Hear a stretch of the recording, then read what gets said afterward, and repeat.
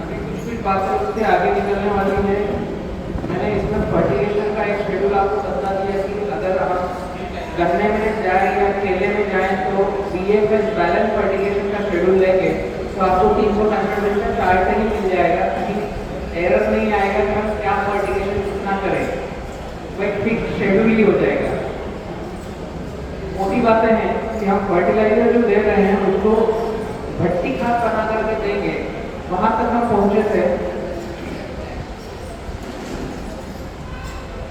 पिछले सेशन के अगर कुछ प्रश्न आपके पास हो तो अभी पूछ लीजिए, फिर अगला सेशन हम शुरुआत करते हैं।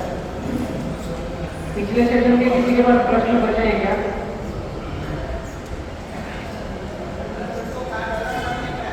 हेलो,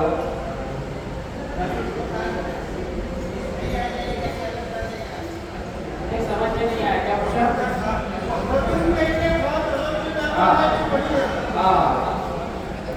जो 1 एकड़ के लिए शेड्यूल आएगा 5 बार 9 पर या 5, 8, 5, 7 पर हम प्लांटेशन कर रहे हैं, तो जो BFS का शेड्यूल आएगा उसमें रटून के लिए अलग से कुछ लेने की जरूरत नहीं, वो शेड्यूल के हिसाब से ही आपको चलना है।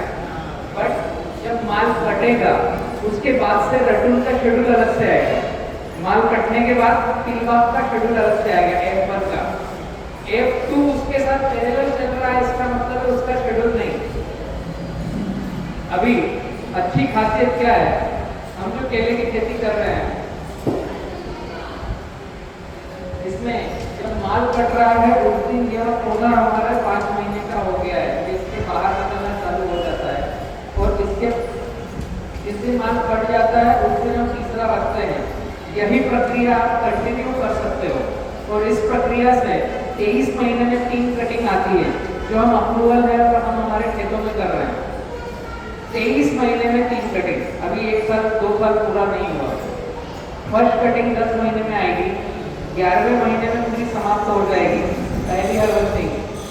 दूसरी हार्वेस्टिंग जैसे ही ये कटिंग खत्म होगी, अगले 3 माह में ये फ्लावर देगा, और अगले फिर 90 दिन के बाद फिर ये कटिंग पर आएगा।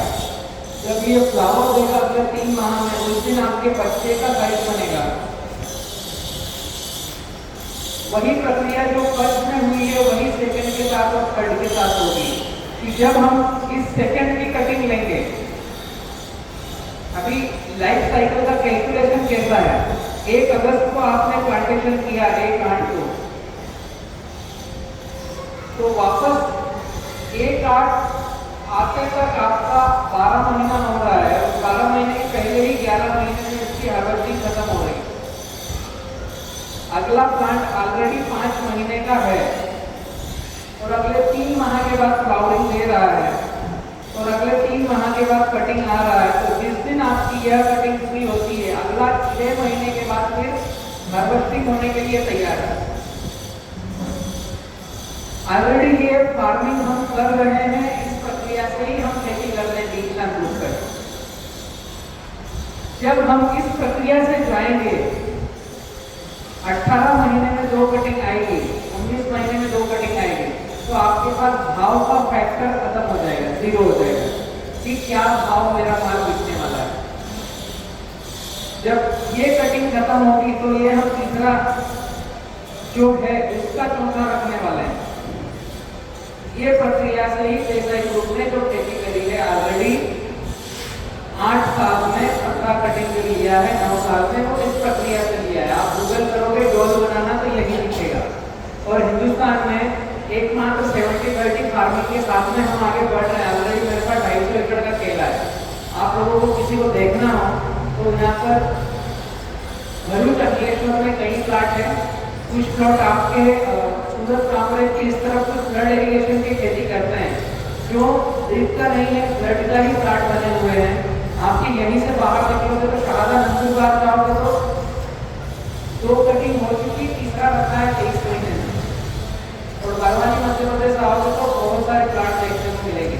बट मेरा ये कहना है कि आप जहाँ पर हो यहीं से शुरुआत करो, कहीं जाने की बजाय। इन जो मैंने डेटा बताया है इनमें कुछ अगर आपके प्रश्न हो तो निकाल कर सामने रखें तो हम उसका क्वेश्चन आंसर करेंगे। बट ये प्रक्रिया में अभी तक सही नहीं है कि कुछ बलराम से माल खरीदना है, ठीक है, तो उसकी चिंता मत करना। ये प्रक्रिया करने से फिर बाजार से माल खरीदना है। ये प्रक्रिया में ही हम 6 महीने में कटिंग ला सकते हैं। इसके अलावा कोई प्रक्रिया नहीं है केले में 6 महीने में कटिंग की, क्योंकि जो पी बाग है इसको पूरा 10 महीने का समय चाहिए। हम जहाँ सूरत कांग्रेस में है, यहाँ पर जो क्लाइमेट है सबसे सुपीरियर है, एकदम प्रीमियम क्लाइमेट है। इसमें 6 महीने में कटिंग और 1 एकड़ में 25 टन 20 टन पहली बार, फिर 35 टन और ये 35 टन 2 बार, तो आपका 1 एकड़ का 70 टन का आउटपुट आता है 12 महीने का। ये हम ले रहे हैं। अभी तक आपने किसी ने लिया है 70 टन एक साल में? हेलो, समझ से परे कौन सा जाएगा। और फर्टिगेशन का शेड्यूल समझो, यहाँ पर हमने अपनी भाषा में 50 रुपए पौधे का खाद डाला। अभी इसका खाद कितना होगा? आधी उम्र तो इसकी खत्म हो गई, 50 रुपए में आ गई। ये जो फर्टिगेशन का शेड्यूल 50 का इस पे गया, वो इस पर भी गया। मतलब आप बात कर सकते हो कि यहाँ पर गया 35 रुपए का और 15 रुपए का खाद इसने लिया है, 20 रुपए का खाद इसने लिया है। ऑन एन एवरेज आपकी फर्स्ट कटिंग 30 रुपए पौधे के फर्टिगेशन, 20 रुपए का पौधा, 50 रुपए और कल्टीवेशन, बीजना, बूंदना, जो हमारे लेबर पेमेंट होते हैं 10 रुपए पौधे का वो लग जाता है। बिजली बिल हमारी मोटरसाइकिल चलने जाएगी और मिसलेनियस जो है वो 10 रुपए का लगता है। कैलकुलेशन समझ में आ रहा है? पहली कटिंग का हमारा खर्चा कितना हुआ? 30, 30, 50 और 10 बार 3 बार 80 रुपए पौधे पर हम 25 किलो का वजन ले रहे हैं। ऑन एवरेज 2 रुपए केजी का आपका पहली हार्वेस्टिंग का पर केजी प्रोडक्शन कास्ट है 2 रुपए केजी का। बहुत ज्यादा हाईटेक किया तब सेकेंड हार्वेस्टिंग में जो हमने यहाँ तक खिलाया था वो पहुंच चुका है ऑलरेडी। इसके बाद में बहुत ज्यादा फर्टिगेशन लगेगा नहीं और जैसे ही ये माल कटेगा, ये जब रिवर्स होगा तो इसको पूरा पूरा ये भरण करेगा। जो वो आधारित खेती करते हैं उनको सेकेंड कटिंग में 1 रुपये का खाद लाकर डालने की आवश्यकता नहीं। 1 रुपये का, जिसके दिमाग में है कि मुझे खाद डालना पड़ेगा, तो वो भट्टी खाद बना करके महीने में 1 DAP 1 पोटास, 15 दिन में आधी DAP आधी पोटास केवल डालना है। 3 महीने में फ्लावरिंग की दे देगा, उसके बाद तो वो भी नहीं जरूरत है। मतलब 1 एकड़ में आधी आधी आधी आधी आपके 2 बोरी DAP 2 बोरी पोटास में अगली फसल ये निकल के आएगी 1 एकड़ की, क्योंकि मैक्सिमम इसको न्यूट्रिशन यहाँ से जब ये रिवर्स होगा यही न्यूट्रिशन देगा। और इस पौधे के जब माल कटता है तो हरे पत्तों को काटने की आवश्यकता नहीं है, जो नीचे लटक रहे हैं सूखे पत्तों को काटना है केवल। पूरा खेत की जब सफाई करेंगे तो मेन पौधे से 2 पत्ते हरे रखेंगे हम, हर को नहीं काटेंगे, यही रिवर्स होगा और इसको पूरा भोजन देगा। इसके लिए अलग से भोजन देने की आवश्यकता नहीं। हमने सोहन भाई के यहाँ और अनेक कई फार्मरों के यहाँ जब फील्ड में काम किया, ऑर्गेनिक फार्मिंग किया, तो यहाँ पर हमें 3 पत्ते काटने के लिए 3000 पौधे पर 5 से 6000 रुपए लगते हैं और बाकी पानी लगता है। 1 एकड़ पे 1000 से 2000 रुपए लगते हैं अगली फसल लेने के लिए। हाँ, फ्रूट केयर के लिए पैसा लगेगा। साइकिल समझ में आ रही? फर्स्ट F1 F2 F3 में कैसे जाएंगे हम बिना पैसे लगाए? ये नैसर्गिक है। कौन भाई का प्लाट कट रहा था लॉकडाउन में, 2.5 रुपए किलो का माल कटाएंगे और हमने दूर गोबर गौमूत्र कचरा मल्चिंग करके बनाया था, तो हमें प्रोडक्शन कास्ट का खर्चा आया था 80 पैसे से 1 रुपए किलो का। तब इनको 1.5 रुपए किलो का नेट प्रॉफिट हुआ था। और रटून जब लिया, जब सेकेंड लॉकडाउन लगा, जब रटून चल रहा था किलवा, उसमें हमारा 20 पैसा पर केजी का प्रोडक्शन कास्ट का खर्चा था। हेलो, समझ में आता है? 20 पैसा पर केजी। जब हमने 6 रुपए किलो बेचा था सेकेंड लॉकडाउन में इसके खेत का माल, सारे वीडियो डाले हुए किसान पाठशाला बीके बनाना 70-30 फार्मिंग लिखोगे तो पूरे भारत में जिन जिन किसानों के यहाँ खेती कर रहे हैं सब आपको दिखेगा। हम जब इस खर्चे को नियंत्रण करते हैं ना, तो हमें देसाई ग्रुप यहाँ पर चाहिए माल खरीदने के लिए, उस भ्रांति से हम बाहर निकल जाएंगे, सस्टेनेबिलिटी पर आएंगे। मैं इसमें कतई बोल नहीं रहा हूँ कि आपको एक गाय पालना है, उसके गोबर और गोमूत्र से खेती करना है, कि हम जिस काउंटर के साथ चल रहे हैं उसको छोड़ना है। नई इबारत कुछ भी नहीं है, जो चल रही है उसमें बस सस्टेनेबिलिटी को ऐड करना है कि हम ग्राफ क्या रखें और खेती करने की चर्या में बदलाव क्या करें। फर्टिलाइजेशन कहीं कुछ दूर कोने में पड़ा है। इस प्रक्रिया में जब ये पौधा खुद अपना न्यूट्रिशन रिवर्स देता है तो हमें किसी फर्टिलाइजर की आवश्यकता नहीं है रटून को लेने के लिए। 5 कटिंग लिए 100 महीने बिना एक दाना डीएपी डाले, 5 कटिंग के बाद ग्राफ हमारा पैक हो गया 5x7 का, तो अभी निकाल करके हमने 5x9 लगाया। पर ऐसा कुछ नहीं है कि सेकंड को व्यापारी नहीं लेके जाएगा, ठीक है। इस प्रक्रिया से अगर हम खेती करते हैं तो 2 चीजें हैं।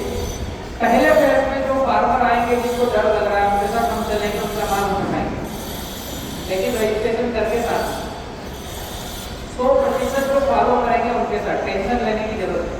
यहीं पर लक्ष्मण भाई अहिर हमारे पार्टनर हैं, यहीं के व्यापारी आपके खेत में आकर माल उठा के ले देंगे। मुझे बड़वानी से इतनी दूर गाड़ी भेजने की भी आवश्यकता नहीं। उदाहरण दे रहा हूँ, राकेश भाई जो एक्सपोर्ट करते हैं वो ऑलरेडी कहीं कहीं हमारी गाड़ियाँ बनाते हैं। आपके राकेश भाई माल उठाते ना केले का एक्सपोर्ट का माल उठाते, वो कहीं कहीं हमारे लिए गाड़ियाँ बनाते हैं। तो ऐसा कहीं मुद्दा नहीं है कि हमारा माल सेकंड का बिकेगा कि नहीं। एक्चुअल में फर्स्ट सेकंड की इबारत होती ही नहीं है। व्यापारी जब खेत में जाएगा तो पंचे कितने हैं, पत्ते कितने हैं, कलर कैसा है, पंच कवर लगा हुआ है क्या, ये कुछ 4-5 बातें वो देखता है। फर्स्ट सेकंड खत्म हो जाता है। हमारा वो रेशो मैच नहीं होगा कि पंचे 10 है और पत्ते 7 है और सीगा टोका है, तो व्यापारी बोलेगा कि अभी हम माल यहाँ का ले लिया नहीं। समझ में आई प्रक्रिया सेकंड थर्ड फोर्थ की? मोटा मुद्दा है हम फ्रूट केयर कैसा करें। अभी तक यहाँ पर जो आप लोग फ्रूट केयर कर रहे हो वो दूसरे पर आश्रित रहकर कर रहे हो। यहाँ तो समझ में आ गया, आगे बढ़ूँ मैं? कितना क्लियर? पूछिए। उसका जो पेड़ वो काटना नहीं है ना, काटना नहीं है, वही खड़ा ही रहेगा, वो अपने आप डिफर हो जाएगा। ये फर्स्ट फसल है, इसका माल कट जाएगा, पूरी खेत का माल कट जाएगा। तो जो सूखे पत्ते हैं, केवल सूखे पत्ते काटना है, हरे पत्तों में 2 से 3 पत्ते रखना है। ये खड़ा रहेगा तो बच्चे को अपना भोजन देगा, हमें मार्केट से डीएपी यूरिया पोटास खरीदना नहीं पड़ेगा। हम जैसे ही बच्चे को मेन को काटते हैं, इसको यहाँ से कट किया, अब इसके लिए भोजन मार्केट से लाकर डालना है। डिसीजन आपको लेना है कि मार्केट से डीएपी यूरिया पोटास लाकर डालें या मेन जो पौधा है उसको रहने दें, यही हमें न्यूट्रिशन देगा। और ये जब रहेगा, फर्स्ट जब रहेगा तो एक्चुअल न्यूट्रिशन सेकंड को क्या चाहिए वो ऑटोमेटिक मिलेगा। हमने तो एग्रोनॉमिस्ट की सुन करके 365, 945 का ग्राफ बनाया है 40 टन का। मैंने भी कहीं किताबों से ही सुना है, किसी के सामने ऐसे बैठ कर मैं भी सीख ही रहा था, वही आंकड़े दे रहा हूँ। लेकिन एक्चुअल में पौधे को चाहिए क्या वो इसको पता है, ये रिवर्स देगा और ये आगे बढ़ेगा। इसलिए रटून फर्स्ट से 20% ज्यादा आउटपुट देता है। पहला अगर आपका 20 टन आ रहा है तो दूसरा 25 टन के ऊपर आता है उत्पादन प्रति एकड़ का 6 महीने में ही। पहले को साल भर लगा, दूसरा ऑलरेडी बड़ा है, 6 महीने में ही फर्स्ट से 20% ज्यादा आता है। और 5वां नाम पर है तो तीसरा सेकंड से 15%, 10% ज्यादा आता है। तो एवरेज है आपके पास थर्ड में 35 टन पर एकड़ पर हार्वेस्टिंग आता है, पर ईयर नहीं, पर हार्वेस्टिंग। मतलब थर्ड से हर 6 से 7 माह में 35 टन का आउटपुट। खर्चा 1 एकड़ में मैक्सिमम 10,000 का। पौधा लगाना नहीं 30,000 लग गया, पौधा शायद 30,000 का आता ना, 1 एकड़ का पौधा कितने का आता है? 25 से 30,000। कल्टीवेशन करना नहीं, 20,000 उसका बच गया। फर्टिलाइजर के लिए ये रटून रिवर्स दे रहा है, हमें जितना फर्टिलाइजर देना था उसका 30% देना है, 70 बंद करो। 50 रुपए बोलेगा फर्टिलाइजर, 5 15,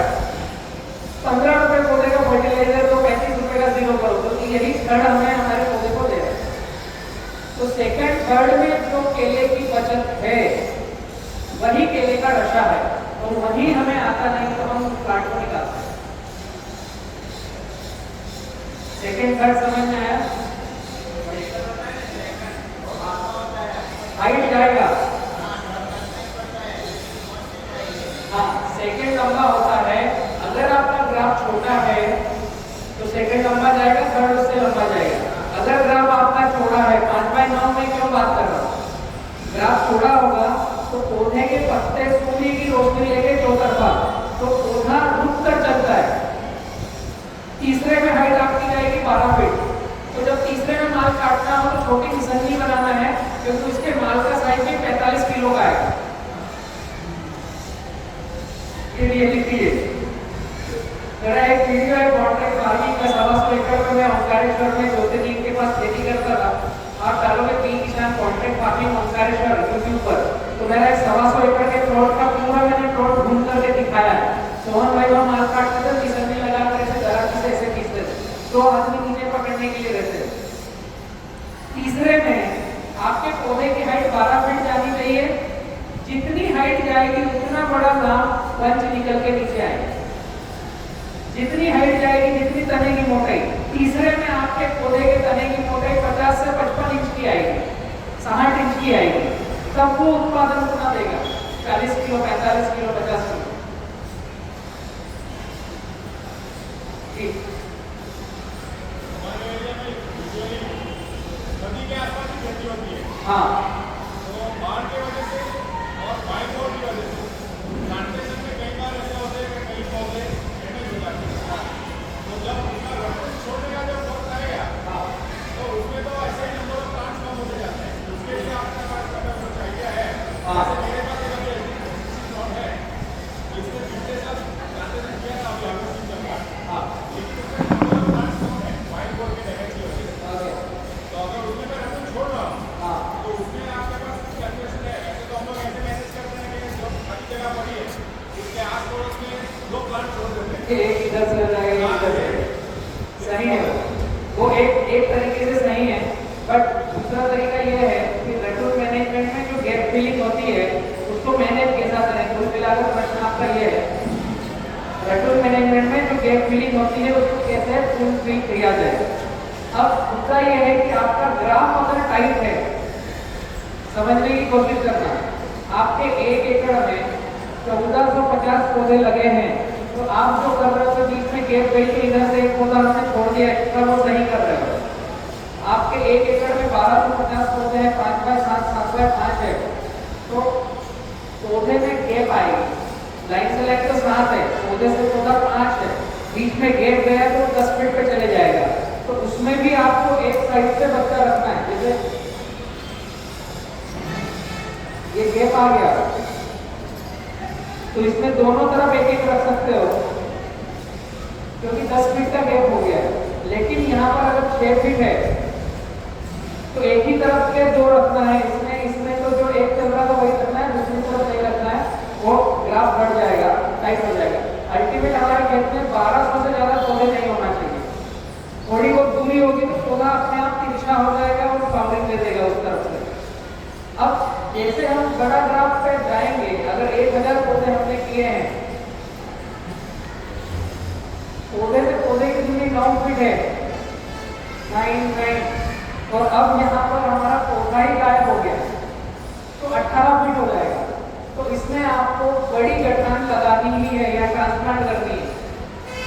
अभी आपने एक तरफ तो एक पौधा रख लिया, लेकिन 1 से 1.5 किलो के कंद, जिन माल को आप कटिंग ले लोगे ना, जिन पौधों की आप कटिंग ले लोगे, जिनमें सबसे पहले गठान आएगी उसका साइज बढ़ जाता है। आपने देखा होगा कि माल कटिंग होती है तो पहले चरण में पहले महीने वाले का साइज बढ़ जाएगा। इसके साइज 7 से 3 रखा हुआ है, लेकिन यहाँ गैप आ गई है।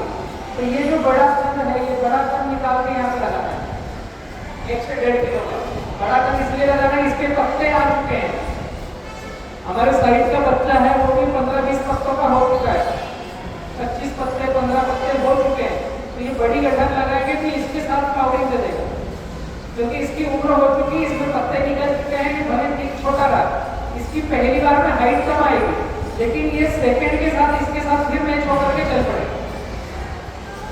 ठीक है, अभी मेन मुद्दा आता है फ्रूट केयर का, कि हम फ्रूट केयर कैसे करें। यहाँ पर फूड केयर हो रही है पीआई से, ब्लड इंजेक्शन से, दूसरों का आश्रित होकर के। और जो व्यापारी आता है वो अपने बच्चे भेजता है, ट्रेनिंग करता है, रिविल लगाता है। शायद अगले सेशन से जब व्यापारी ही नहीं रहेंगे तो वो प्रक्रिया जीरो होने वाली, कम होने वाली। व्यापारी की संख्या कम हो रही ना, तो फूड केयर ट्रेनिंग के लिए हमें मैन पावर लेबर की आवश्यकता पड़ने वाली है। हम अभी यहाँ से डोमेस्टिक में माल भेज रहे हैं, गल्फ कंट्री और डोमेस्टिक लगभग एक जैसा है। दोनों प्रक्रियाएं बतलाता हूँ। जैसे ही पौधे में कमल ऊपर आता है, जो अभी सूरत का अमृत में ट्रेडिशनल फ्रूट केयर चल रहा है उसकी बात कर रहा हूँ। तो यहाँ पर एक इंजेक्शन लगता है कमल से 4 इंच नीचे, इसमें दवाई लगती है इमिडाक्लोपिड। बाकी के जो भी बेचने वाले आते हैं अपने हिसाब से अपनी डब्बियां देके जाते हैं। एक्स की गाइडलाइन ली तो अपनी डब्बी देगा, वाई की गाइडलाइन ली तो अपना टॉनिक देगा। मुद्दा एक ही है कि यहाँ पर इमिडाक्लोपिड जाएगा जो थ्रिप्स को हटा देगा। तो ये जो छिलका है इस केले का, जब ये केले का कमल ऊपर रहता है उस समय यहाँ पर इंजेक्शन लगता है। और ये इमिडाक्लोपिड यहाँ पर इसको 30 सेकंड 1 2 3 4 5 ऐसे बोलते हैं, बस करते हैं, तो यहाँ पर दवाई 30 ml आ जाती है 5 सेकंड के अंदर। तो जब ये कमल निकल के 7 दिन में टर्न होता है, जब तक ये दवाई इसमें फैल चुकी होती है। तो केले का पत्ता खुलता है उसके पहले वहां हमने इमिडाक्लोपिड लगा दी। तो जब पत्ता खुल के बाहर आएगा और पहला छिलका हटेगा, उस समय यहाँ पर केले में इमिडाक्लोपिड है तो हम थ्रिप्स माइट्स एसिड यहाँ पर आएगा नहीं। एक ये प्रक्रिया है। दूसरी प्रक्रिया आप काम में ले सकते हो, रासायनिक की बात कर रहा हूँ, अभी मैं 2 आधारित वालों को पीछे रख रहा हूँ। रासायनिक में एक आता है एक्टारा, जिसको फ्लावरिंग जब आ रही है उस समय 1 एकड़ पे 50 ग्राम फ्लावरिंग पहला बंच दिखे हमको ड्रिप से चलाना है।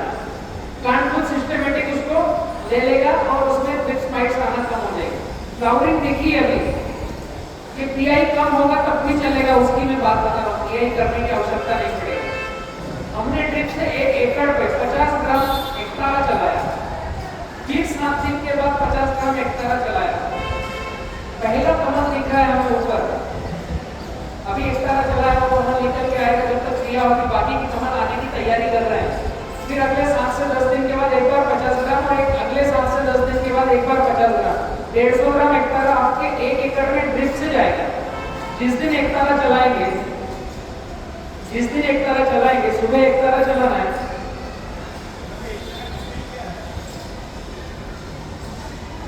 सिस्टमेटिक एपिसाइड आता है, ये एक्टारा के नाम से मिलेगा, नॉर्मल है मार्केट में।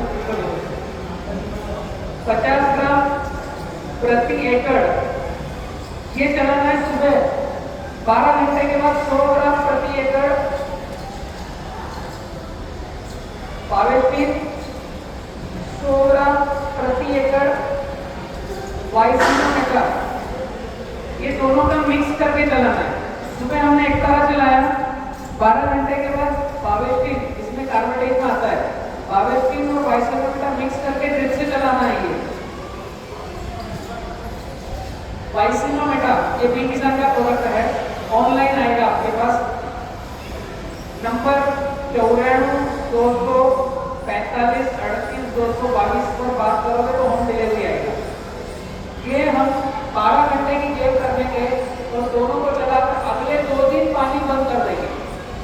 एक्टारा हमने दिया, फिर कार्बन को वाइसिनोमेटा दिया, उसके अगले 1 से 2 दिन पानी बंद। तो जितना भी ये नीचे गया पौधा अपनी जड़ों से सिस्टमेटिक खींच करके पूरे पोषण में, पूरे रोग में लेगा। ऊपर से आपको इंजेक्शन लगाने की आवश्यकता नहीं है, ऑलरेडी प्लांट आपका फिक्स रेजिस्टेंट बन चुका है। एक कंडीशन ये, फ्रूट केयर में जब लेबर नहीं मिल रही है उस समय आप ये कर सकते हो। लेबर है आपके पास, व्यापारी की डिमांड है पीआई लगाने की तो पीआई लगाओ, लेबर है तो नहीं है आप ड्रिप से ये चला करके काम ले सकते हो। ये जो आप ट्रेडिशनल प्रक्रिया कर रहे हो इसमें हम क्या करते हैं वो बताता हूँ। बी किसान ग्रुप क्या करता है वो बताता हूँ। अभी कांग्रेस में जो हो रहा है वो मैंने बताया। हम क्या करते हैं, जैसे ही पौधे का कमल निकल के साइड में आया,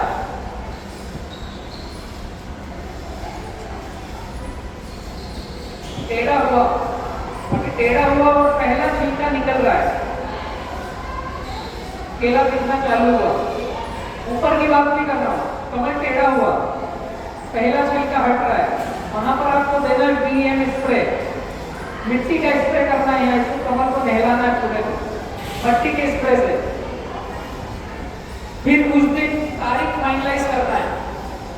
हमारे पूरे खेत में दिख रहे हैं 4-5 कमल आ चुके हैं, पहला छिलका निकल चुका है, दिख रहा है फ्लावरिंग करने। कॉम्बिनेशन बताता हूँ क्या डालें। हाँ, मिट्टी के स्प्रे का कॉम्बिनेशन चाहिए ना, कोठी में क्या डालता है? हेलो, जो आप मिट्टी का इनका बना है वो वापस रिपीट करो। कॉम्बिनेशन बताता हूँ। कल मैंने जो बताया था वो साधारण फसलों के लिए बताया था 200 लीटर पानी में 20 किलो, लेकिन फ्रूट केयर करोगे तो 200 लीटर पानी में 5 किलो डालना है। केले के फ्रूट केयर का कॉम्बिनेशन अलग आएगा, तो मैं बताता हूँ। पहले प्रक्रिया समझो, फिर उसमें डलेगा क्या वो मैं बताता हूँ। जैसे ही कमल निकल के बाहर आया, उदाहरण के लिए सोमवार 1 तारीख को हम स्प्रे करने वाले हैं, तो पूरे खेत में अगर हमारे 3000 पौधे हैं तो पूरे खेत में हमने सोमवार को जितने कमल दिख रहे हैं सबको स्प्रे करना है, नहलाना है, धुआं नहीं देना है, नहलाना है। हम जो मार्केट की दवाई डालते हैं उसका धुआं चलाते हैं, मिट्टी का स्प्रे करेंगे, इससे बंच को नहलाएंगे, मतलब पानी चिपकना चाहिए, बड़ी नोजल चाहिए। कम होल की नोजल धुआं देगी, ज्यादा होल की नोजल पानी का दाना फेंकेगी, हमें दाना फेंकना है। कॉन्सेप्ट में चेंज है, इसमें दवाई कोई डलती नहीं, मिट्टी का स्प्रे होगा। तो कमल जैसे निकल के आया, ये 7-7 दिन की प्रक्रिया होगी। जैसे कमल निकल के आया, इसका पहला छिलका निकला, एक स्प्रे किया, 1 तारीख सोमवार, 8 तारीख अगला सोमवार आया, तो ये जो कमल पहला छिलका निकला था, ये कमल नीचे निकल के आ जाएगा, इसके केले दिखने लगेंगे, कुछ छिलके निकल जाएंगे, कुछ छिलके निकलने की कोशिश करेंगे। जो निकल रहा था वो 7 दिन में डंडा नीचे आएगा। तो अगले सोमवार फिर सभी को स्प्रे करना है। जिसको पिछले सोमवार स्प्रे किया उसको भी, क्योंकि वो निकल के नीचे आ गया है, कुछ निकलने की कोशिश कर रहे होंगे, कुछ निकल के टेढ़े हुए होंगे, नए वाले जिनका छिलका निकल रहा होगा। इस पहले सोमवार हो सकता है हमें 50 बंच मिले हों जो छिलका निकाल रहे। अगले सोमवार आपको ये 50 तो नीचे लटक जाएंगे, नए 100 से 150 दिखेंगे, 400 दिखेंगे, तो सभी को स्प्रे करना है। तीसरे सोमवार, तीसरे सोमवार 7-7 दिन के बाद, 7 दिन के पहले फिर कुछ नहीं करना है। तीसरे सोमवार ये कमल पूरा खिल के ऊपर हो जाएगा, इसका भुट्टा लटकने लग जाएगा या बारीक केले आ जाएंगे। उस दिन हमें पंजे की कमल की तुड़ाई करना है और उसको रिबिन बांधना है।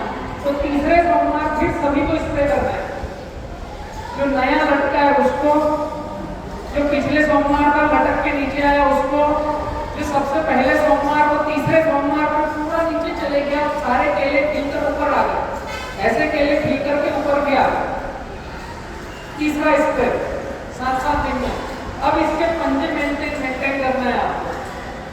इसमें समझ में आया, हर सोमवार लेना है, एक दिन तय करना है।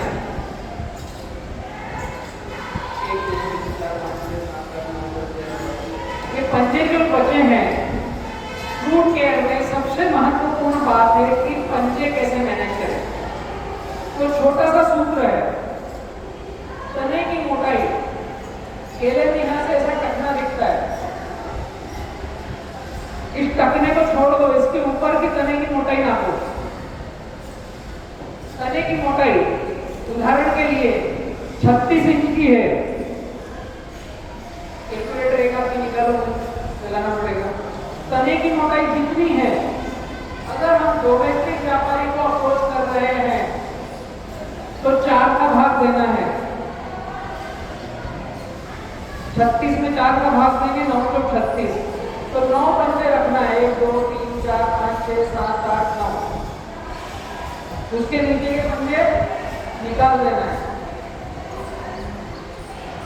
कॉन्सेप्ट समझ में आया? पौधे की तने की मोटाई कितनी है? 4 का भाग देना है, जो आएगा उतने पंजे रखना है। 1 2 3 4 5 6 7 8 9। 10 नंबर पे एक छोटा केला रखना है, 11 नंबर पे एक केला रखना है, 12 केला को साफ करना है, 14 नंबर पे कमल तोड़ना है। कॉन्सेप्ट समझ में आया कैसे फ्रूट केयर करेंगे? 9 पंजे, क्योंकि तने की मोटाई 36 इंच की है। 10 नंबर पे एक केला, 11 नंबर पे केला, 12 13 खाली जगह छोड़ दी, 14 नंबर पे डंडा तोड़ दिया। अब डंडा तोड़ते समय आपको नीचे गोबर की पोटली लगाना है ताकि नीचे से वजन हम बढ़ा सकें। अब यहाँ पर छोटा सा कॉन्सेप्ट है, ये गोबर की पोटली आपका 15% का वजन बढ़ाएगी। ये ICAR का रिसर्च पेपर है। गोबर की पोटली, जैसे कमल ये तोड़ोगे, इसमें क्या डालना है? अभी आप फ्रूट केयर कैसा कर रहे हो मुझे पता है, वो मैंने बता दिया। DI लगाना है, उसमें इमिडाक्लोप्रिड और जादू की डब्बियाँ डालना है, बाद में भी 0 बाउंड करते टॉनिक देना है ताकि केला खिल के बाहर आए। ये जो टॉनिक और जादू की डब्बियाँ जाती है ना, ये केले की मांसपेशी को तोड़ देती है, उसके जो बढ़वार होती है उसको इनहेंस करती है। फिर ये केला जाकर के जब पकता है, जो स्प्रे करने वाला मजदूर एक तरफ लगा है, दूसरी तरफ अगर नहीं लगा है तो एक पंजा इधर आता है, एक पंजा इधर आता है, ऐसे आता है पंजा। इस तरफ हमने दवाई डाल दी, इस तरफ नहीं डाली थी। ये जब केला जाकर के पकेगा तो एक तरफ वाला अलग पकेगा, एक तरफ वाला अलग पकेगा। जिस चेम्बर में जाएगा वो क्या बोलता है? मिक्स गाड़ी बनाकर भेजिएगा, 2 बगीचों की गाड़ी। वो एक ही घर है, इधर दवाई डल गई, इधर नहीं डली, पूरे में घुमाना भूल गया दवाई डालना वाला, तो वो मिक्स निकलेगा। हमारा केला जिसके पास है उसने रिपीट ऑर्डर देना चाहिए, तो ये बात हमें ध्यान रखनी पड़ेगी। जितनी शिद्दत से हम बेड बनाने को ध्यान रखते हैं, DAP पोटाश चलाने को ध्यान रखते हैं, उतनी शिद्दत से फ्रूट केयर को ध्यान रखना पड़ेगा कि ऐसा दवाई ना डले। आप वाली केस में कर रहा हूँ, मैं तो मिट्टी का स्प्रे कर रहा हूँ, डला तो ठीक, नहीं डला तो भी ठीक है, उसमें कलर वर्क भी आएगा। अभी डोमेस्टिक में देना हो तो 4 का भाग देना है, गल्फ कंट्री में एक्सपोर्ट करना हो तो 4.5 का भाग देना है। थोड़ा स्टैंडर्ड हमें एडवांस ऑर्डर डालना है और यूरोपियन कंट्री आ सकती है तो 5 का भाग देना है, क्योंकि डोमेस्टिक में नीचे का केला हमें 7 इंच का चाहिए, एक्सपोर्ट में नीचे का केला 9 इंच का चाहिए और यूरोपियन कंट्री में 10 इंच प्लस चाहिए। तो ये जितने का भाग तय करके आप पंजे रखोगे उतनी लेंथ बढ़ेगी। अब इसका ये कतई मतलब नहीं है कि हमने 12 पंजे में से 9 रखे हैं तो हमारा उत्पादन कम हो जाएगा।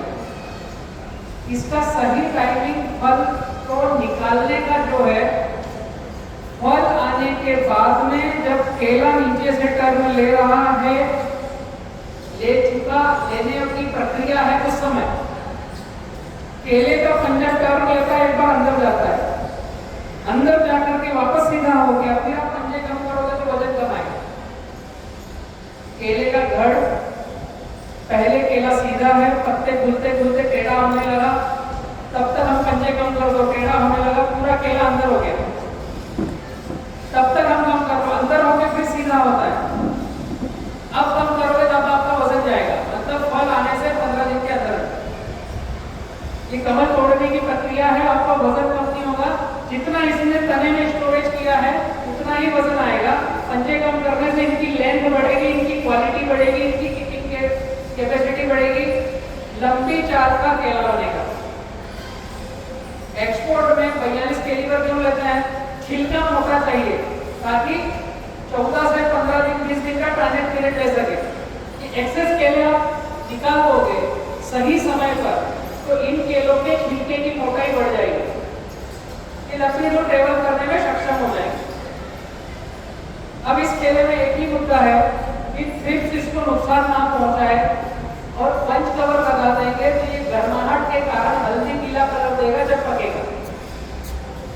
पंच कवर केवल थ्रिप्स रोकने के लिए नहीं है, फ्रूट केयर में पंच कवर का जो योगदान है वो है केले में कलर अच्छा लाना। अगर ठंडी आ रही है चिलिंग इंजरी ना होने देना। अगर गर्मी आ रही है तो केले से पानी ना उड़कर बाहर जाए। बंच कवर है, उसका काम क्या है? फल जब पकेगा उस समय कलर शाइन आएगा। अभी हमने लगाया उतना नहीं दिखेगा। ठंड अगर आ गई है, प्लास्टिक का बंच कवर लगाया तो चिलिंग इंजरी नहीं होगी। जैसे केले को छील कर देखते हैं ना, रेड रेड रेड आता है, उसको चिलिंग इंजरी बोलते हैं। जहाँ चिलिंग इंजरी है केला पकेगा तो हरा पीला होगा, हल्दी पीला नहीं होगा। फ्रूट केयर में बंच कवर का ये काम है। और धूप अगर है तो धूप में पानी उड़ के नहीं जाएगा। हाँ, मिट्टी अभी मैं बदला तो उसको क्लोज करता हूँ पहले। ये समझ में है? 4, 4.5, 5। अगर 5 का भाग देंगे तो क्या आएगा? 5 6 30, 5 7 35। तो 9 पंजे की बजाय 7 पंजे रखना पड़ेंगे। अगर आपके पास एडवांस ऑर्डर और कंपनी 4 और यूरोपियन सेंट्रिलिटी में बात करता है तो पंजे कम, लेकिन उत्पादन कम होगा नहीं। समझ में आया? अब जैसे ही यहाँ पर हम इसको तोड़ेंगे तो इसको गोबर की पोटली लगेगी। गोबर की पोटली में लगाएंगे क्या, वो लिखना है। 10 केजी गोबर, 10 किलो गोबर, 50 ग्राम 19 19 19, 100 ग्राम बाइसोमेटा। ये 3 चीज का मिश्रण करके इसको गूंद लो। ताजा गोबर 19 रुपीस, बाइसोमेटा, गोबर को मिश्रण करके पोटली बना लो। अब एक छोटी सी प्लास्टिक की पोटली आती है जो जिसमें 30 ग्राम गोबर एक पोटली में। प्लास्टिक की पोटली आती है, छोटी छोटी सी मिलेगी, उसमें 30 ग्राम गोबर, छोटा सा हिस्सा गोबर का। ये जो आपने मिश्रण बनाया, जैसे ही कमल टूटता है और यहाँ से पानी गिरता है बूंद बूंद बूंद, उस समय नीचे यहाँ बांध दो। तोड़ते के साथ यहाँ पर बांधना है। जैसे हमने कट किया, पोटली लगाना है, उसको धागे से बांधना है। पोटली पूरा ऊपर तक चिपक जाए। प्लास्टिक की थैली में, हाँ, आवाज आती नहीं बराबर। हेलो भाई, गोबर के लिए आपको हर एक किसान को बोलना चाहिए गाय रखो। हाँ, बिल्कुल सही बात है। आपके हर प्रवचन में किसान को बोलो कि गाय रखो, क्योंकि अभी गुजरात में बहुत तकलीफ हो जा रहा है, मालूम है आपको। इसलिए दरेक किसान अपने लिए गाय रखे और गाय से खेती करे, ये मेरा कहना है। और गोबर डालने के लिए आपको गाय को ढूंढनी पड़ेगी। एकदम सही बता रहे हो आप। तो मैं उधर की तरफ से भी बोलता हूँ, मेरी तरफ से बोलता हूँ, आप हर आदमी एक गाय रखना चालू करो। बट होगा क्या, मेरे बोलने से रखेंगे नहीं। इनको यहाँ केले में उत्पादन दिखेगा गोबर से। गाय आधारित खेती करनी है, उसको तो सब ये करना ही पड़ेगा। और गाय आधारित खेती में आप केला कैसे कर रहे हैं, ये भी आपको हमको थोड़ा बताता हूँ। एक्चुअली होता क्या है,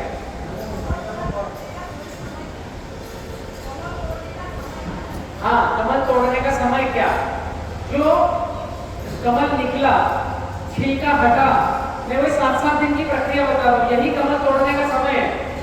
पहले 7वें दिन ये दिखा कि यहाँ पर है। हाँ, सुबह शाम का उतना मायने नहीं रखेगा, क्योंकि इतना माइक्रो सर्जरी पर हम जब जाएंगे तो लेबर और हमारे से खेती मैनेज होती नहीं। उसका समय आता है कि तोड़ना कब है, बट उसको मैं अगर डिस्कस में लूंगा तो वो एक जटिल प्रक्रिया दिखेगी। फिर किसान को ऐसा लगेगा कि मैंने सुना था कि सुबह तोड़ना है, पर मेरा लेबर तोड़कर बाद आ रहा है, अपने कंफ्यूजन में तोड़ू या ना तोड़ू, तो वो गड़बड़ हो जाएगा। तो एक्चुअल उस समय पर नहीं जाएंगे। समय ये कि आपके केला जो नीचे था ऊपर आया, टर्न होकर के सीधा होगा, उसके पहले तोड़ो। मतलब फल निकलने से 15 दिन के पहले कमल तोड़ना है। कमल टूटने से ये गोबर की पोटली लगाना है, प्लास्टिक में गोबर डाल करके। जिनके पास गाय ना हो वो गाय बांधो, वरना जिसके पास गाय हो उनसे गोबर खरीद के ला करके लगाओ। अगर आपको 15% उत्पादन बढ़ाना है तो गोबर के पास जाना पड़ेगा, उसके अलावा दूसरा कुछ बांध नहीं सकते यहाँ पे। गोबर की वजह दूसरा बांधोगे तो केला सड़ जाएगा, फल खराब हो जाएगा, तकलीफ आ जाएगी। और ये कई सारे वीडियो यूट्यूब पर है, गवर्नमेंट की वेबसाइट है ICAR, जो त्रिची यूनिवर्सिटी, उन्होंने ये फार्मूला निकाल करके उनके साइंटिफिक रिसर्च पेपर दिए हैं कि गोबर के अलावा दूसरी चीज मत लगाएं। साइंस है इसके पीछे कि उसमें बैक्टीरिया महासागर है। 19 हम एनपी के तीनों दे रहे हैं, पौधा ऊपर से न्यूट्रिशन लेता है तो ये पंजों का साइज बड़ा रहता है, नीचे से जब न्यूट्रिशन लेगा तो इन पंजों का साइज भी बड़ा होगा फटाफट से। जो 30 ग्राम का गोबर है नीचे से साइज बढ़ा देगा। अब प्लास्टिक के अलावा दूसरा हमारे पास विकल्प नहीं है, वरना गोबर निकल जाएगा। तो प्लास्टिक के साथ तो हमें जीना सीखना पड़ेगा। बट जब उसको निकालो तो उसको रिसाइकल करने के लिए अलग से रखो, नाले में बह के ना जाए, इसका ध्यान रखो। अभी जैसे ही हम गोबर की पोटली बांधते हैं इसमें कलर टैग लगाना है। अब मुद्दे की बात बता रहा हूँ, ये ध्यान रखना है। आमीन, ये हमें स्पेशल ध्यान रखना है कि हम जब फ्रूट कलर करेंगे तो हमारे पास केले का टाइमिंग क्या रहेगा, ये सभी के लिए है। जैसे ही गोबर की पोटली बांधी तो पहले जिस गोबर की पोटली को बांधी उसमें लगाया लाल। आपके हिसाब से कलर चेंज करना, मुझे मुंह पर लाल पहले आता है, मैंने लाल बोल दिया। उदाहरण के लिए पहले जितने कमल निकले, इस स्प्रे से कमल जितने निकले, फिर इसमें निकले, फिर इसमें निकले, फिर चौथा स्प्रे होगा। लगभग 1 महीने में तो आपके सारे टिश्यू कल्चर का है तो कमल बाहर हो जाते हैं। मतलब आपको स्प्रे कितने करने हैं? 4। पीआई की मैंने बात नहीं करी, 4 स्प्रे करने हैं। तो पहले 7 दिन में कोई कमल नहीं टूटा, दूसरे 7 दिन में कोई कमल नहीं टूटा, तीसरे 7 दिन में पहला कमल टूटा। कॉन्सेप्ट समझ में आ रहा है? अब ये जो कमल टूटा इसकी गिनती लिखना है लाल। उदाहरण के लिए 150, कैलकुलेशन में बता रहा हूं, उदाहरण के लिए। अगले 7 दिन में जो जाएगा उसको फिर मर्ज करो लाल, उदाहरण के लिए 400। जब माल कटिंग आएगी ये 2 लाल एक साथ कट के जाएंगे। तीसरे सप्ताह का जो लोग है उसको दूसरा लाल बनाओ पीला, चौथे सप्ताह वाले को पीला,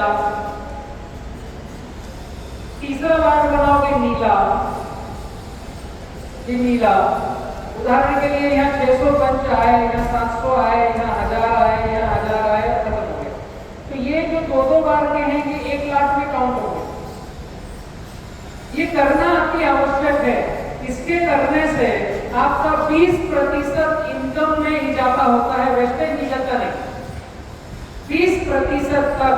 और ये बहुत बड़ी अमाउंट है। कैसे निकलेगा?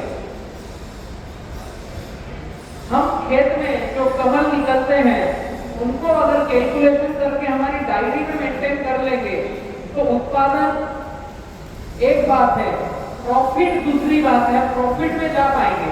अभी होता क्या है, ये खेत है हमारा जहां माल कटने वाला है और पूरे खेत में ये लाइनें जो है 100 लाइनें हैं। उदाहरण के लिए माल काटने वाला आता है तो व्यापारी देखता है, जो वो फ्रूट के पंच को ऊपर चढ़ा देगा, आंखों से देखेगा कौन सा कटिंग पे आ गया।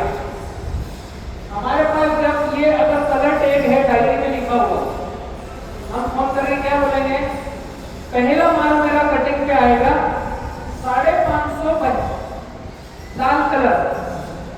कैलकुलेट हम बात कर पाएंगे ना।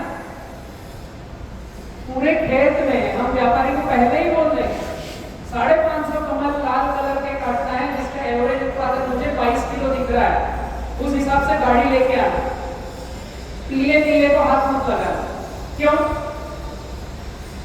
इससे ये 1 से 1.5 सप्ताह लेट है, इससे ये 2 सप्ताह लेट है। 1 सप्ताह में एक बच्चा आपका लास्ट में 1 से 1.5 किलो वजन बढ़ाता है। जब व्यापारी माल काटने जाएगा अपने खेत में तो उसके कटर के साथ वो नहीं जाएगा। व्यापारी बैठा है ऑफिस में जिससे हम बात कर रहे हैं, कटर अपनी आंखों से देखेगा कौन सा आगे उसको काट लेगा। जब हम कटर को बोल देंगे कि लाल कलर ही काटना, अभी गाड़ी भरना है 20 टन की, पूरे खेत में घूमना चालू किया, 70% जगह में गाड़ी बन गई, 30% जगह बची, इसको कौन लेने आएगा? अगर हम ये नहीं करते हैं, अभी नहीं कर रहे हैं तो माल काटने जाएंगे तो इसमें गाड़ी बन गई, उस कटर को कोई मतलब नहीं, आपके माल बचेगा घटेगा रहेगा, उसको तो गाड़ी बनाने से मतलब है। उसकी आज की दिहाड़ी, उसको आज का 1000 रुपये मिलेगा, उसने गाड़ी पैक करी, लोड करी, काटा पर्ची करी, उसको गाड़ी मिल गई। तुम्हारे यहाँ 30% माल बच गया, इसमें क्या होगा? कुछ लाल बचे हैं जो अभी कटना थे, इधर कुछ पीले नीले कट गए, अगर हमने निशान नहीं किया तो बारीक सा माइनर है 42 कैलिबर 47 कैलिबर उतना मोटा पतला कट जाएगा वो। तो जो 42 कैलिबर यहाँ से कट गया 45 पीले कलर का, जो 40 कैलिबर कट गया यहाँ से ब्लू कलर का, वो अभी 1 से 2 किलो वजन बढ़ाता। यहाँ पर जो लाल कलर का बचा है 30%, ये अब अगली कटिंग तक छूट जाएगा। टिकोरी मारोगे केला टूट जाएगा, ये छूट जाएगा, केला गिर जाएगा, कमर तोड़ देगा। ये वेस्टेज है। वेस्टेज मैनेजमेंट में आपको बता रहा हूँ कि एक भी केला आपके खेत में बचेगा। छोटी सी बात है, बस डायरी मेंटेन करना है। व्यापारी को बोलना है लाल कलर काटना है, खत्म बात। बाहर कुर्सी लगा के बैठना है, पीला नीला आया तो उसको जानकारी देना है गलत काट के लाया, अगला मंच नहीं काटना है। सामने के लड़के को भेज दो, 200 रुपए लेगा ना, चलेगा। ये वेस्टेज नहीं खराब होगा और कमजोर माल नहीं कटेगा। अगली बार आप बता सकते हो कि 7 और 6 1300 झाड़ मेरे पीले कलर के कटना है, इतनी बड़ी गाड़ी लाना, तो हम व्यापारी से कैलकुलेट बात कर पाएंगे। और ये जब गाड़ी बनेगी तो व्यापारी रिपीट आपके पास आएगा, उसका कारण बताता हूं मैं। ये जब गाड़ी बनेगी तो इसमें आपका तो फायदा है कि मिक्स माल नहीं जा रहा है, वजन बराबर जा रहा है, हम हर पौधे से मैक्सिमम उसका वजन ले पा रहे हैं, ये उस चीज का कैलकुलेशन है। हर पंच का मैक्सिमम आउटपुट ले पा रहे हैं अगर कलर कोड किया तो। ये हमारा फायदा। व्यापारी का क्या फायदा है? जो 42 कैलिबर कट गया और यहाँ 45 कैलिबर का बच गया, अब यहाँ पर आपका 40 42 45 तीनों कट गया है, तो ये जो पकेगा ये आगे पीछे होगा। किसी का छिलका मोटा है, किसी का छिलका पतला है। छोटा सा साइंस है, छोटा सा माइक्रो सर्जरी। ना इस बात की व्यापारी को जानकारी है, ना इस बात की किसान को जानकारी है कि किसी बंच का मोटा छिलका, किसी बंच का पतला छिलका जब चेंबर के अंदर जाता है तो इथिलीन गैस फैलती है उसमें, तो जो मोटा छिलका है वो लेट पकता है, जो पतला छिलका है जल्दी पक जाता है। तो उस व्यापारी के चेंबर में आगे पीछे कलर दिखता है, उसको कोई मतलब नहीं है किस भाई के घर से माल आया, वो सीधे फोन करेगा, लक्ष्मण भाई 1744 नंबर की गाड़ी का माल आगे पीछे कलर आ रहा है, किस मल्ले से लिया, अगली बार वहां से नहीं चाहिए। कॉन्सेप्ट समझ में आ रहा है? ये कौन बोलेगा?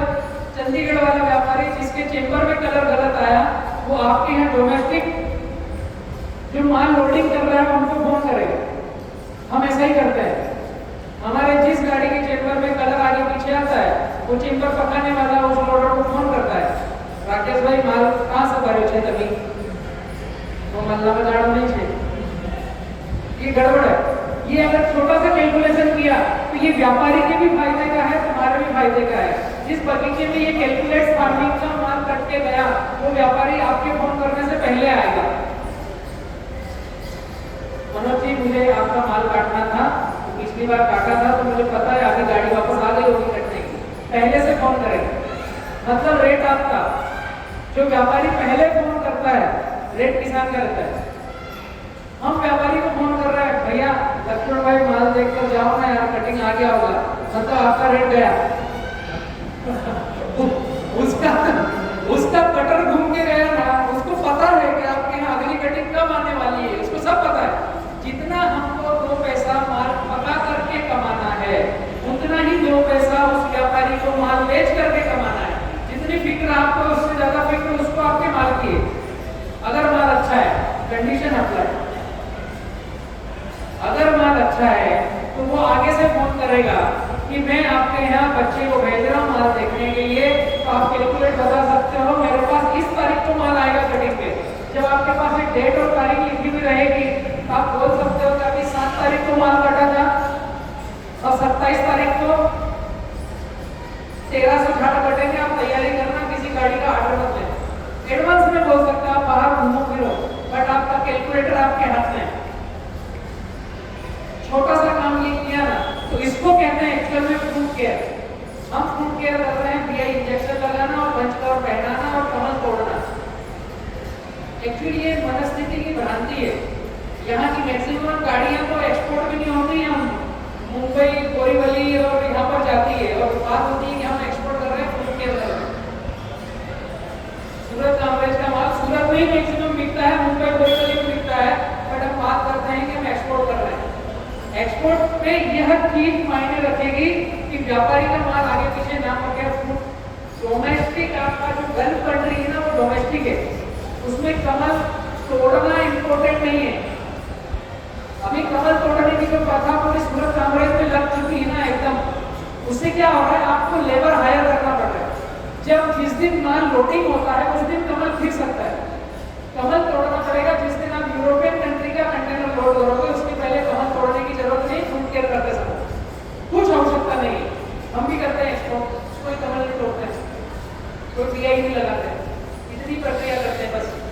बस ये जो केला है ये सही पकने के बाद हल्दी पीला कलर दे दे, लंबाई इसकी प्रॉपर आ जाए 8 से 9 इंच की। फ्रूट के समझ में आया? अभी स्प्रे में क्या लेना है वो मैं बताता हूँ। 7-7 दिन में स्प्रे करना है, तने की मोटाई नाप करके पंजे कम करना है, नीचे गोबर की पोटली लगाना है, और जिस दिन गोबर की पोटली लगा रहे हो उस दिन ऊन का धागा बांधना है जो नीचे लंबा दिखे, और उसी दिन आपको बंच के ऊपर बंच कवर चढ़ाना है प्लास्टिक का जो होल वाला हो, ब्लू कलर का। ये इसका साइंटिफिक रीजन है, प्लास्टिक ब्लू कलर और उसके अंदर होल। ब्लू कलर से इंसेक्ट पेस्टिसाइड आते नहीं, वहां पर अंदर होल होगा तो हवा का सफोकेशन होगा नहीं, और प्लास्टिक का रहेगा तो हल्का उसको हुक देगा, तो जो केला जाकर के पकेगा उसमें हल्दी पीला कलर आएगा। अभी इसमें एक चीज और ध्यान देने की है कि ये जो हमारा बंच कवर लगा रहे हैं यहाँ पर बनेगा, बंच कवर बांधते समय ये केले में जो लास्ट छिलका आता है उसको करना है ऊपर, और वापस इसको घुमा करके यहाँ पर बांधना है, ताकि ये जो बंच का डंडा है इस पर सूर्य की रोशनी ना लगे और ये काला पड़ करके खराब ना हो, इससे हमारा केला भरण में दिक्कत आई। नीचे से पूरा खुला रखना है, प्लास्टिक का जो कवर है नीचे से खुला रखना है। ठंडी है ज्यादा तो नीचे से बंद ही करना है। हमारा फ्रूट केयर हो रहा है ठंड में, दिसंबर जनवरी में, तो नीचे से बांधना है और 1 फरवरी को फिर खोल देना है। ये मोस्ट इंपॉर्टेंट बात है, वरना आपके केले में गड़बड़ी आएगी, आगे पीछे होगा। एक चीज और है, दक्षिण दिशा में न्यूज़पेपर अंदर डालना है। यहाँ पर बंच कवर लगा दिया, इसके ऊपर जिस तरह से सूर्य की रोशनी आ रही है न्यूज़पेपर डालना है, क्योंकि बंच कवर प्लास्टिक का धूप को रोकता नहीं। धूप सीधी आएगी, प्लास्टिक गर्म होगा और अंदर का केला काला पड़ेगा। मतलब एक बार केले को 3 स्प्रे करना है, कमल तोड़ना है, धागा बांधना है, बंच कवर लगाना है, न्यूज़पेपर लगाना है, ऊपर डंडे पर पत्ती लगाना है। ये नॉर्मल आपके पास लेबर होगा वो ये काम कर लेगा, उसके लिए कुछ एक्सपर्ट लेबर की आवश्यकता नहीं है, बस स्टेप उसको आपको बतानी है। अब फ्रूट केयर में जो दवाई डालेगी वो क्या डालेगी, डीएम स्प्रे क्या होगा, 200 लीटर का पानी, 5 kg मिट्टी जंगल की, 200 ग्राम वाइसिनोमेटा, इसके अंदर सुक्रोजोल आता है। इसके अलावा कुछ भी डालने की आवश्यकता नहीं है। इसको 24 से 36 घंटे रखना है। इसको डंडे से गोल नहीं हिलाना है, ऊपर नीचे हिलाना है, डंडे में प्लस लगाना है, ताकि आपका डंडा इसके ऊपर नीचे हिलेगा ना तो पानी को अंदर बाहर करेगा। अगर ऐसे गोल गोल हिलाओगे तो मिट्टी नीचे ही घूमेगी, ऊपर क्लीन पानी घूमेगा, नीचे मिट्टी घूमेगी। और डंडे को ऊपर नीचे घुमाओगे तो ये मिट्टी ऊपर आएगी, नीचे जाएगी, तो अच्छा क्लीनअप होगा। दिन में 1-2 बार घुमाओ। जिस दिन स्प्रे करना है उस दिन भी डंडे को ऊपर नीचे करके हिलाना है, 2 बार कपड़ा छान करना है, कपड़े से छानना है, फिर पंपों में भरना है। और जो बच्चा पंप का स्प्रे करेगा केले के झाड़ के ऊपर, उसको बोलो अच्छे से नहलाए और पंप को हिलाते रहे। फीट को हिलाते रहे ताकि मिट्टी का क्ले नीचे बैठे ना। इतना ही सिंपल सा काम करना है, ये फ्रूट केयर आपका हो गया। कोई रॉकेट साइंस नहीं, कौन सी दवाई डालें, कौन सा टॉनिक डालें, कौन सा रस्ट कीट भगाना है, कौन सा फफूंदीनाशक डालना है, कुछ आवश्यकता नहीं। ज्यादा डर लगता हो इसको फ्रूट केयर करते करते नीचे से एमिडा 22 ड्रिप से चला दो, 2 दिन पानी बंद करो, पौधा खुद सिस्टमेटिक फफूंदीनाशक ले लेगा, सिस्टमेटिक इंसेक्टिसाइड को वो ले लेगा और फल में कोई भी इंजेक्ट नहीं आएगा। जब मिट्टी का स्प्रे करेंगे तो ये फल आपका रेसिड्यू फ्री कहलाएगा, केमिकल फ्री कहलाएगा। फ्रूट केयर में आपका कोई प्रश्न बचा है? ये जो 5 किलो मिट्टी लेना है, ये खेत के बाहर 5 से 7 फीट का गहरा गड्ढा करना है, ऊपर से नीचे तक की लेना है, केवल ऊपर की लेयर की मिट्टी नहीं लेना है। खेत के बाहर जहाँ यूरिया डीएपी पोटास नहीं डाला हो, जहाँ कोई कल्टीवेशन नहीं किया हो, उस जमीन की 5 फीट गहरा गड्ढा करके ऊपर से नीचे तक की मिट्टी लेना। हेलो सर, मैं ठाकुर खेती में जो केला पकाना है वो सीधा बीच में कोई व्यापारी नहीं है, हम खुद उत्पादन करेंगे और ग्राहक को देंगे, इसलिए हमको कैसे पकाना है ये थोड़ी माहिती दो। कटने के बाद आपको खुद को पकाना है। अच्छा, प्राकृतिक खेती में कोई व्यापारी नहीं आएगा ऐसा हमने सोचा है, सारे व्यापारियों को अच्छा माल चाहिए। अभी जो मैंने पूरी प्रक्रिया बताई, इसमें कहीं आपको ऐसा लगा मैं काट डलवा रहा हूँ? नहीं ना, तो इसमें भी आपका 25 किलो वजन आएगा, तो यहाँ के जितने व्यापारी को आपका माल लेकर जाएंगे उसमें कोई संशय नहीं है। बट हम खुद अगर अपना रेडी ठेला लगा करके केला पका करके बेचना चाहें तो वो बात अलग है, उसमें 2-3 प्रक्रियाएं हैं लेकिन कलर आएगा नहीं। जो कारपेट में पकता है वो इथेलिक गैस से पकता है और चेंबर के अंदर पकता है, तो रेडीमेड उसमें गैस डालते हैं और वो पक जाता है, तो वो भी नेचुरल पकाई की गिनती नहीं आता है, वो केमिकल नहीं है। बट हमें ऐसा लगता है कि ये केमिकल से पका रहा है। एक्चुअल पकने वाली प्रक्रिया को केमिकल नहीं बोलते हैं, केला खेत से उगा करके भेजने तक की प्रक्रिया को केमिकल फार्मिंग बोलते हैं। जो पकाने की प्रक्रिया है, जो गैस से पका रहे हैं, वो नेचुरल गैस है, वो कोई हार्मफुल गैस नहीं है। एक चीज, जब केला खुद पकता है तो खुद ही अपने से वो गैस निकालता है। अब आपको अगर बिना गैस बिना भट्टी के पकाना है तो बर्फ की सिल्ली में पका सकते हो। एक पके हुए केले की दर्जन और 50 केले की दर्जन आपकी एक बॉक्स में रखना है, बीच में पका हुआ केला रखना है, उसको ढक्कन लगा के बंद करना है और वो ऐसे वातावरण में होना चाहिए जहाँ ठंडा हो, मिट्टी का घर, ऊपर से छांव चद्दर से नहीं हो, वहाँ का क्लाइमेट 25 डिग्री टेम्परेचर होगा और उस ढक्कन के आसपास बर्फ की सिल्ली रखोगे तो वो थर्माकोल का बॉक्स जो अंदर रहेगा वो 10 से 15 डिग्री टेम्परेचर पे केले को 2 दिन रखोगे, तीसरे दिन ढक्कन खोलोगे तो चौथे दिन आपको पका हुआ मिलेगा। तीसरे दिन थोड़ा कड़क रहेगा, चौथे दिन पका हुआ मिलेगा। इसमें कोई आपने गैस नहीं डाली, लेकिन 50 दर्जन केले की उसमें एक पका हुआ केले का दर्जन रखना पड़ेगा। तो ये जो पका हुआ केला है ये दिन ब दिन सड़ते जाएगा, अपनी गैस निकालेगा और वही इथेनॉल गैस इन केलों को पकाएगा। ये हमारे मनस्थिति में है कि हमने ऑर्गेनिक पकाया, ऐसा पकाकर हम काम कर सकते हैं। इसकी बजाय मार्केट से 10 रुपए का कार्बेट खरीदकर छोटी पुड़ियां लेकर के भी उसमें रख सकते हो, वो भी इसी प्रक्रिया में माना जाता है। क्योंकि जो केला सड़न करके पकता है वो गैस निकालता है, वही गैस जो कार्बेट धीरे धीरे गलता है वही गैस निकालता है। दोनों में कोई फर्क नहीं है। तो दोनों प्रक्रियाएं लगभग सिमिलर है। हमारे मन को जो अच्छा लगे हम तो कर सकते हैं।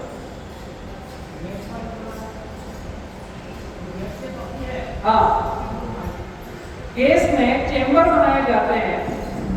गैस में 4 चेंबर बनाए जाते हैं। ये एवनान एवरेज यहाँ अगर कामरे मंडली में जाकर देखोगे यहाँ भी बने हुए हैं। इस पे गवर्नमेंट सब्सिडी भी देती है। 10-10 टन के अगर आप 4 चेंबर बना रहे हो तो चौथे दिन नंबर आएगा। पहले दिन इस चेंबर में माल रखा, इसमें गैस डाली, इसका दरवाजा बंद किया, फिर दूसरे दिन इसमें रखा, तीसरे दिन इसमें रखा, चौथे दिन इसमें रखा, तो 5वें दिन ये खुलेगा, बिकने के लिए तैयार होगा और 5वें दिन अगला नए चेंबर में माल आप रखोगे। छठे दिन ये खुलेगा, छठे दिन इस चेंबर में वापस माल रख दोगे। 7वें दिन ये खुलेगा, इस चेम्बर में फिर माल रख दो। एक 4 चेम्बर की साइकिल बनती है, इसका 13.5 डिग्री का टेम्परेचर मेंटेन होता है। अगर किसी को ये राइटिंग चेम्बर लगाना हो, एक हमारी टीम है पूरी की पूरी, वो आएगी आपके यहाँ सर्वे करेगी, राइटिंग चेम्बर लगा के जाएगी, माल कैसे पकाना उसके लिए इकोनॉमिस्ट पूरा गाइडलाइन देंगे। 1.5 रुपए किलो का पकाई का खर्चा आता है, बिजली भी, गैस और चेम्बर बनने का। ये 4 चेम्बर का सेट लगभग 50 लाख के प्लस में बनता है। पब पैनल सीट से बनेगा, 50 से 70 लाख रुपए के बीच में जगह, रेंट वगैरह, बिजली बिल, पैनल, एसी, सारा कुछ प्रक्रिया इसमें आएगी। 10 टन प्रतिदिन पकाने का चेम्बर 50 लाख के ऊपर नीचे करेगा। यहाँ तक में किसी के कोई प्रश्न है? हेलो, सब समझ गए? अच्छा मैं समझाता हूँ ना। अभी बलराम भाई, हाँ उसमें जो केले में हाँ कौन सी शाकभाजी पकानी चाहिए? अंतर्वर्ती शाकभाजी के लिए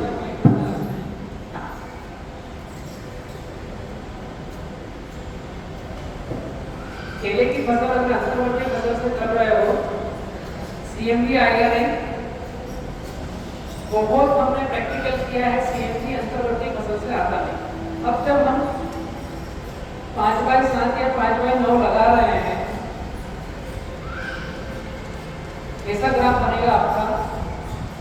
इस तरह के ग्राफ में जो केले का पौधा है उससे 2 फीट कुछ नहीं लगाना है। अंतर्वर्ती फसल केले में कैसी लगाई जाती है?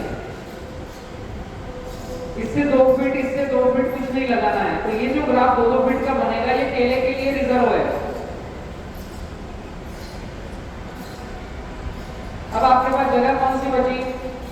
अगर हमने ये 7 फीट से लगाया है तो 2 और 2 4, तो यहाँ पर बचा 3 फीट जगह। ये बीच की जो 3 फीट जगह बचती है, इस 3 फीट जगह में 3 महीने उम्र की कोई सी भी फसल आप लगा सकते, मैक्सिमम 4 महीने वाली।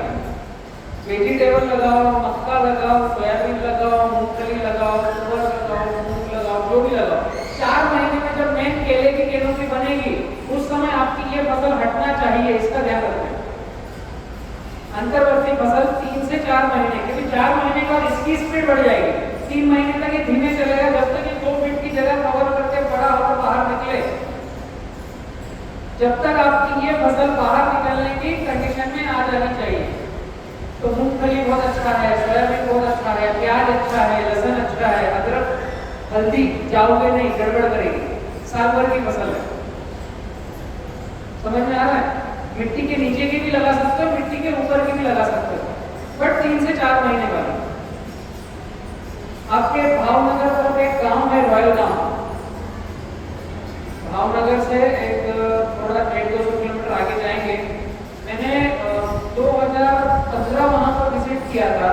जब मैंने देखा था वो कपास और केला साथ में लगाते हैं। 6x6 पर कपास लगाते हैं, 6x6 पर केला लगाते हैं। बहुत अच्छी फसल लेते हैं। ये टोकरी बनाते हैं वो ऐसा। यहाँ पर 6x6 पर लगाए केला और यहाँ बीच में लगा दिया कपास। तो ये कपास से ये कपास की दूरी भी 6 फीट होगी। एक ही हार्वेस्टिंग लेते हैं, दिवाली के पहले जो आ गया वो निकाल लेते हैं। दूसरी हार्वेस्टिंग दिवाली के बाद तक की लेकर के खत्म करते हैं, क्योंकि केला खुद ही बड़ा हो जाता है, कपास अपने आप डाउन हो जाता है। लेकिन ये भी अच्छा उत्पादन ले रहे, कपास का 5-6 क्विंटल का प्रति एकड़ का उत्पादन लेते हैं। रॉयल गांव में करते हैं, वहां अगर जाओगे देखो। मैं 2015 में विजिट किया था, इनका मैंने अंतर्वर्ती फसल देखा था। और किसी का प्रश्न है कुछ अभी तक के सेशन में? जी माइक्रो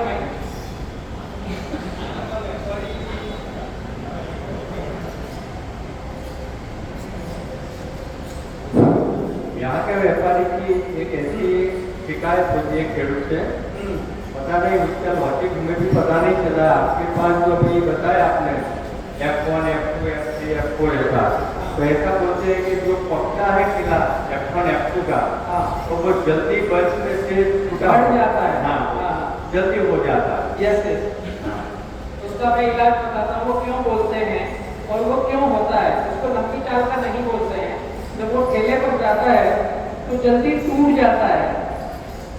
इसको व्यापारी जगत की भाषा में बोलते हैं ये लंबी चाल का नहीं है। हम जिस तरीके से खेती कर रहे हैं, इस खेती में क्या होता है, हम इसमें लाभ लेते हैं। अभी हम जो खेती कर रहे हैं इसमें ये टाप पर केला लगाया हमने, यहाँ पर केला लगाया, यहीं पर ड्रिप डाली हुई है। वो रटुन क्यों खराब आती है वो मैं बता रहा हूँ, और वो पत्थर के ऐसा जल्दी झड़ जाएगा वो मैं बताना चाहता हूँ। इसका रिलेशन फर्स्ट से है और आपके ग्राफ से है। आपने लगाया कैसा, उससे रिलेशन है कि रटुन आपकी खराब होगी। जिस दिन आप पहला केला लगा रहे हो उससे रिलेशन है। जब ये केला बड़ा होगा, मोटा होगा, फल देने की कंडीशन में आएगा कि ये जो आपकी ड्रिप है ये आ जाएगी यहाँ पर पहले में ही। फर्स्ट पे ये भी चल रहा है, ये जो ड्रिप यहाँ बेड पे थी वो साइड के किनारे पे आ जाएगी, फिर बीच में आ जाएगी। ऐसा होता है ना, जिस दिन फल आता है, माल कटता है, अब यहाँ पर फल आ गया इस प्लॉट में, उस दिन आपकी कंडीशन क्या दिख रही है ड्रिप की, पूरे खेत में ड्रिप बीच में है। ऐसा है ना। अभी कुछ व्यक्ति क्या करते हैं, यहाँ से जो पंजे निकले इसमें अटका देंगे, या 2 ड्रिप डाल रखी है तो यहाँ बीच में धागे से बांधेंगे। कहीं कहीं पर 7 पर 5 पर 2 ड्रिप डलती है, जैसे अपने खेत में। तो मैंने बोला था आपको इसको बंधाई करो तो ऊपर टॉप पर रहेगी, अगर बंधाई नहीं करेंगे तो ये नीचे रहेगी। अब इसमें होता क्या है कि हमारा जो सिंगल बेड वाला ग्राफ है, सिंगल बेड वाला ग्राफ, और यहाँ मैं जो बता रहा हूँ 70-30 खेती का 2 पौधे का ग्राफ, एक पौधा यहाँ पर, एक पौधा यहाँ पर, लेकिन नाली इधर है, नाली इधर है, और हमारी पद्धति में हर पौधे पर नाली है। अब इस पद्धति में खेत में जाएंगे तो चल फिर कहाँ करोगे, नाली में। बेड पे तो पौधा लगा हुआ है, बेड की तो हाइट है, उसमें तो पैर रखोगे तो फिसलेगा पैर, बेड पे नहीं चल पाएंगे ना, इधर चलेंगे नाली में। तो ये जो पानी आधी करवट में है या नीचे चली गई है ड्रिप, तो नमी आपको कहाँ मिलेगी, नाली में। चलने की जगह नाली, नमी मिलेगी नाली में, खाद दे रहे हैं नाली में, नाली हो गई है कड़क। फर्स्ट कटिंग आने से पहले अब आपने इसका बच्चा रखा, इसकी जड़ कहाँ जाएगी, जहां पानी है नाली में वहीं खाने को जाएगी ना, यहाँ खाने जाएगी। तो यहाँ पर ऑलरेडी जमीन कड़क है। माल काटने के लिए 20 मजदूर हर कटिंग पे जाएंगे अंदर बाहर, पियाई करने के लिए 5 मजदूर हर तीसरे दिन जाएंगे, स्प्रे करने के लिए 2 मजदूर हर चौथे 8वें दिन जाएंगे, पील और पत्ती काटने के लिए हर 8 दिन में 2 मजदूर जाएंगे। तो इतना जो ट्रेवलिंग होगा, इसके लिए रास्ता कहाँ है आपके खेत में, रास्ता नहीं होने के कारण जहां हम ड्रिप और पानी दे रहे हैं वो जगह दबनी चालू होती है। जब ये पानी और ड्रिप वाली जगह दबनी चालू होती है तो रटुन के लिए जड़ों को भोजन खाने की जगह मिलती नहीं। फर्स्ट में इसने ये जो बेड है यहाँ पर जड़ें फैला करके भोजन लिया, तो इसका कलर शाइनिंग आ गया, लंबी चाल का बन गया। सेकंड में आपके पौधे के पास ढीली जगह कहाँ है जड़ों को फैल करके भोजन लेने की, है क्या? इसलिए सेकंड का फल लंबी चाल का आता नहीं। केला दिखता है, पकने में हल्दी पीला कलर नहीं आएगा, जल्दी से झड़ जाएगा, उंगलियों में से टूट जाएगा। अब यही प्रक्रिया अगर 70-30 फार्मिंग में करोगे तो चलने की जगह ये रही, जहां कोई ड्रिप नहीं, कोई पानी नहीं, यहाँ पर ड्रिप है, पौधे की जड़ों को फैलने के लिए ढीली जगह है। हमने बोला आपको कि जो भी निंदना करोगे, कील पत्ती जो डालोगे वो यहाँ पर डालना है, आच्छादन करना है। तो ये जो बेड है ये 7 फीट का बेड बनेगा, ये पूरा का पूरा ढीला रहेगा। आपकी रटून, आपकी तीसरी, आपकी चौथी को फैलने के लिए, जड़ों के लिए जगह देगी। यहाँ पर हम ट्रैक्टर डाल के कल्टीवेशन करके जगह ढीली करें या यहाँ पर हम कचरा मल्चिंग करें, बायोमास आच्छादन करें, जिसके नीचे कीट पतंग बैक्टीरिया केचुआ सब पनपेगा, तो जमीन को कल्टीवेट को ऑटोमेटिक करता रहेगा। यहाँ पर आपकी गो आधारित खेती अपने आप हो गई, आपने कुछ नहीं किया, आपको डीएपी डालने में व्यस्त हो, बट आपने फीड को वैसा तैयार किया, आपने वहां पर कचरा मल्चिंग किया, तो ऑलरेडी वहां पर जीवस्व जीवनम की कॉलोनी डेवलप होगी, ये जगह ढीली होगी, तो यहाँ पर सेकंड थर्ड फोर्थ सभी अच्छे आएंगे, कोई कॉन्सेप्ट नहीं कलर ढीला माल टूटना कुछ नहीं, यहाँ पर दूसरी आएगी नहीं, इसलिए हम तीसरी लेते नहीं।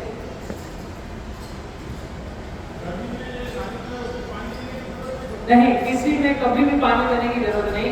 अगर हम ड्रिप इरिगेशन से खेती कर रहे हैं तो जहां ड्रिप का पानी है, ठंड गर्मी बारिश वहीं ड्रिप का ही पानी देना है। अगर हम फ्लड इरिगेशन कर रहे हैं तो फिर ड्रिप लाना नहीं है। आपने अच्छा विषय उठाया है, पानी प्रबंधन का एक पॉइंट छूट रहा था जो किसी ने याद भी नहीं दिलाया, बहुत अच्छा विषय है। हम ड्रिप से पानी दें कितना केले को, बहुत महत्वपूर्ण है केले में पानी प्रबंधन। चेंज करेंगे तो भी चलेगा। पानी प्रबंधन